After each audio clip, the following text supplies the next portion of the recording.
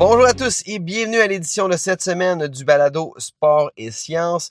J'espère que vous passez de très belles vacances où que vous soyez. On parle cette semaine de basketball, on parle de l'effet des bandes élastiques, c'est-à-dire de la résistance variable à l'entraînement sur des paramètres explosifs ou sinon de puissance sur le bas du corps chez des joueurs universitaires au niveau du basketball, étude de 2025. Comme vous le savez, le basketball, c'est un sport très explosif. Selon l'étude de Ben Abdelkrim en 2007 et aussi Conte et ses collègues en 2015, un joueur dans un match exécute en moyenne 55 sprints, 44 sauts et près de 1000 changements de direction dans un match. Donc, pour répondre à ces exigences, les préparateurs physiques, les kinésiologues utilisent souvent des méthodes comme de la pliométrie, c'est-à-dire faire des sauts, la musculation traditionnelle ou même l'entraînement de type complexe où on dit contraste ou qu'on vient jumeler pliométrie et musculation, un exercice en résistance dans un même entraînement pour avoir des effets neuromusculaires positifs. Étude de Zhu en 2017. Mais une question qui demeure, est-ce que vraiment les bandes élastiques sont plus efficaces que les charges traditionnelles pour développer la puissance au niveau des jambes?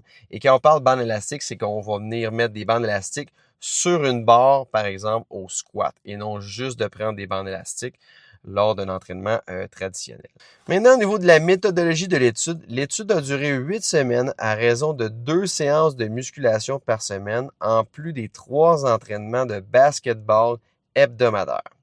On a recruté 28 joueurs universitaires d'un âge moyen de 20 ans, où on les a divisés en 2 groupes. Le groupe 1, dans le fond, c'était quoi?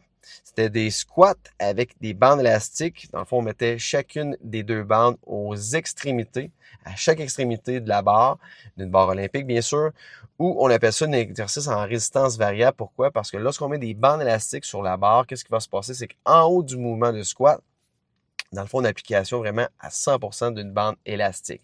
Lorsqu'on descend dans le mouvement, la bande élastique vient se raccourcir, donc moins de tension appliquée sur la barre olympique lors d'un squat.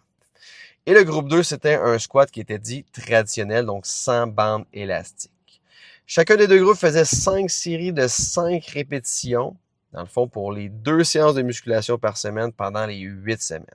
Maintenant, je vais vous parler un petit peu de la programmation au niveau de l'intervention.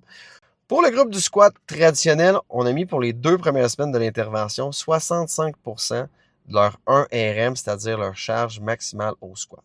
Semaine 3 et 4, 70%. Semaine 5 et 6, 75%.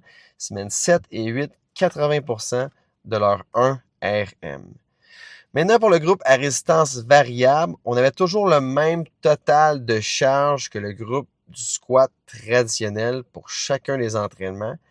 Par contre, il y avait toujours, au niveau de la charge totale, il y a toujours un 30% de la charge qui était appliquée sur la barre en termes de bande élastique.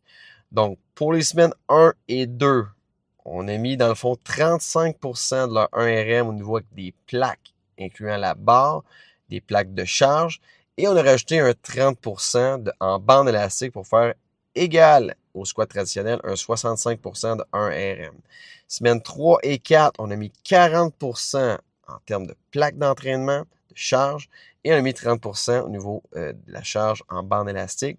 Semaine 5 et 6, 45% en plate, on pourrait dire, et 30% au niveau des bandes élastiques. Et semaine 7 et 8, on a mis 50% en termes de plaques d'entraînement, de charge, et on a mis 30% de bandes élastiques. Il faut dire qu'on faisait, comme je le répète, on a fait à chacun des entraînements 5 séries de 5 répétitions. On avait une récupération entre chacune des séries de 2 à 5 minutes. Et on faisait le plan d'entraînement 2 fois par semaine. Au niveau maintenant des tests physiques qu'on a fait avec ces jeunes athlètes-là, on a fait test de saut en hauteur avec et sans les bras. On a fait un squat jump où on prend une pause de 2 à 3 secondes avant de sauter le plus haut possible. Drop jump à 40 cm qu'on se laisse descendre d'une boîte pliométrique et on vient sauter le plus haut possible. Un saut en longueur traditionnel, un sprint de 10 mètres et aussi un squat de 1 RM avant et après l'étude. Les tests, dans le fond, étaient faits sur Smart Jump et chronométrés avec le système Bauer au niveau de la vitesse. Au niveau des résultats, les deux groupes ont montré des améliorations significatives, mais le groupe à résistance variable s'est nettement démarqué. On va aller voir maintenant plus spécifiquement quelques tests au niveau des résultats qui ont attiré vraiment mon attention. Au niveau du test de saut en hauteur avec les mains sur les hanches, au niveau du groupe de résistance variable, c'est-à-dire avec les bandes élastiques, on a gagné en moyenne 6,67 cm. Pour le groupe traditionnel, on a gagné en moyenne 1,95 cm. Donc, vraiment avantage au niveau du groupe à résistance variable ici. Au niveau du squat jump, où on vient descendre, prendre une pause de 2 à 3 secondes, puis sauter le plus haut possible, groupe à résistance variable a gagné en moyenne 4,08 cm, tandis que le groupe traditionnel, seulement 1,45 cm. Ici aussi, avantage groupe de résistance variable. Saut en longueur, pour le groupe de résistance variable avec les bandes élastiques, on a gagné en moyenne 9,78 cm. Le groupe traditionnel, on a gagné 3,64 cm. Indice de force réactive pour le groupe à résistance variable, plus 0,99. Pour le groupe traditionnel au niveau du squat, plus 0,22. Donc ici aussi, résultat résistance variable avec les bandes élastiques. Pour les sprints 10 mètres, on a pu abaisser avec le groupe de résistance variable en moyenne 0,14 secondes. Pour le groupe de résistance traditionnelle, 0,11 secondes qu'on a pu abaisser en moyenne. Pour le groupe de squat 1RM avant et après l'étude, on a gagné pour le groupe à résistance variable avec les bandes élastiques 15,89 kg en moyenne. Et avantage ici pour le groupe traditionnel, on a gagné 17,32 kg en moyenne. Donc ici, avantage au niveau du groupe traditionnel. Qu'est-ce qu'on peut retenir grosso modo de l'étude? Les bandes élastiques, ça améliore vraiment mieux l'explosivité au niveau horizontal et aussi vertical. Puis ça a été corrélé avec des études de Walker en 2013 et aussi Hostler en 2001. Donc, avantage pour les sauts ici au niveau de la résistance variable. Dans le fond, ça permet une meilleure activation neuromusculaire. Et ça, c'est une étude de Soria et Gila en 2015 qui nous démontrait qu'avec la résistance variable, c'est vraiment meilleur pour activer le système neuromusculaire. Pourquoi? Dans le fond, avec la capacité, dans le fond, avec la bande élastique, ça va emmagasiner plus d'énergie élastique pendant la descente. Puis dans le fond, ça va l'utiliser lors de la remontée. Donc, grosso modo, au niveau du résultat, c'est plus de puissance puis plus de vitesse lorsqu'on utilise des exercices avec un entraînement à résistance variable comme des bandes élastiques. Par ailleurs, contrairement au squat traditionnel, on est quand même limité en bas de mouvement parce qu'il y a beaucoup de résistance, c'est difficile de produire de la force.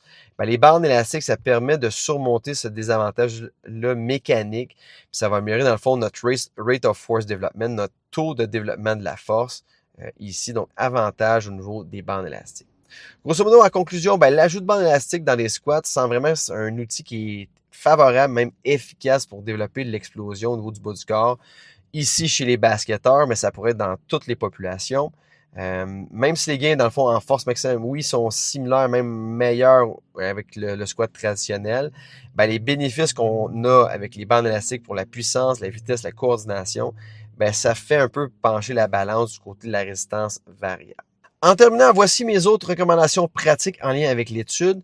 Si jamais vous êtes un entraîneur de jeunes athlètes, par exemple, les jeunes ont 12, 13, 14 ans, la priorité est d'apprendre de bons patrons moteurs. Donc, d'apprendre un squat plus traditionnel serait une meilleure avenue pour moi que mettre un outil comme la bande élastique. Pourquoi? Parce que la bande élastique, ça cause une perturbation, une oscillation. Donc, c'est plus difficile à exécuter pour un jeune athlète. Donc, laissez leur temps de développer une bonne base d'entraînement et ensuite, fin secondaire, cégep, universitaire et chez les pros, ça devient un choix indéniable pour moi d'utiliser des bandes élastiques. Ça va améliorer la capacité à développer de la force rapidement. Ça va améliorer aussi le développement de la force-vitesse. Donc, ça devient vraiment un choix très judicieux à ce moment. Même le Westside Barbell, qui est un institut aux États-Unis de développement de la force maximale, donc dynamophilie, powerlifting, utilise aussi les bandes élastiques. Donc, je me dis, pourquoi pas l'utiliser, cette méthode avec les bandes élastiques. Même les pros du côté des États-Unis l'utilisent. Donc, si vous êtes un avancé, grosso modo, c'est vraiment suggéré, même très, très conseillé d'utiliser les bandes élastiques. Par contre, ça peut arriver dans certains gyms, vous n'avez pas de bande élastique, il n'y a pas d'ancrage, donc ça peut être un peu complexe à utiliser, j'en conviens. Donc, c'est pas très grave de ne pas faire cette méthodologie-là. C'est juste plus avantageux pour développer les qualités de puissance qu'on a de besoin. Par contre, aussi une option qui est possible pour vous, vous pouvez utiliser des peu d'ancrage à même la cage pour mettre les bandes élastiques. Vous pouvez utiliser des dumbbells, des poids libres très lourds. Je vous conseille plus 70 et plus livres pour attacher votre bande élastique au poids qui est au sol et attacher l'autre extrémité sur l'extrémité de la barre olympique. Et sur ce, je vous souhaite une excellente fin de journée et une très bonne semaine. Bye bye!